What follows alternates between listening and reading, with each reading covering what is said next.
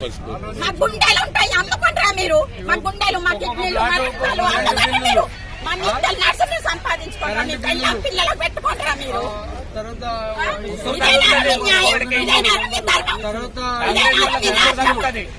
కాంగ్రెస్ దొంగలు, కరెంటు కాంగ్రెస్ దొంగలు ఇవన్నీ ఉన్నాయి. రిజిస్ట్రేషన్లు, లింక్ డాక్యుమెంట్లు. వీళ్ళు వచ్చి 100 రోజులు కాలేదు, ఇంత దుర్మార్గానికి తెగిస్తున్నారు. వీళ్ళకి కాంగ్రెస్ వాళ్ళకి ఇంకా ఓటెవడేస్తాడు పబ్లిక్.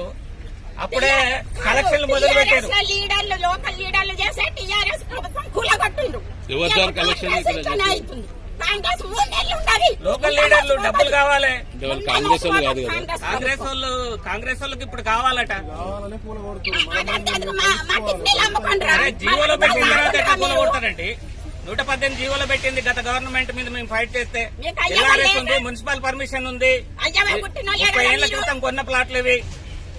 ఇవాళ వచ్చి ఇది ప్రభుత్వ భూమి అని చెప్పి అన్ని దొంగ పనులు చేస్తుంటారు. ఇవాళ కాంగ్రెస్ నాయకులు ఇక్కడ కబ్జాలు చేసిన వాళ్ళు లేరా? మేము చూపిస్తాం వాళ్ళ కబ్జాలు.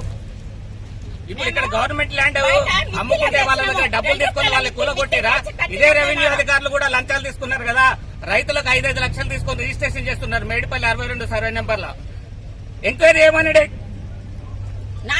5 లక్షలు రైతు దగ్గర తీసుకోకపోతే 30 నెలలకు రాస్తాం, సస్పెండ్ చేస్తారు ఎంఆర్ఓని, కలెక్టర్. వీళ్ళట ఆర్డీఓ ఏమంటాడంటే కాంగ్రెస్ నాయకులు ఎట్లా చెప్తే అట్లా వింటామంటారు. అదే ప్రభుత్వ తీరు, అదే అధికారుల తీరు. గులాంగిరా ఇదేమన్నా? వీళ్ళు అయ్యవ గుట్టిన వాళ్ళు కాదు, వీళ్ళు కరెక్ట్ చదివిన వాళ్ళు కాదు. చదివిన వాళ్ళు అయితే ఇట్లా చెయ్యరు. సంస్కారం లేని హీనులు.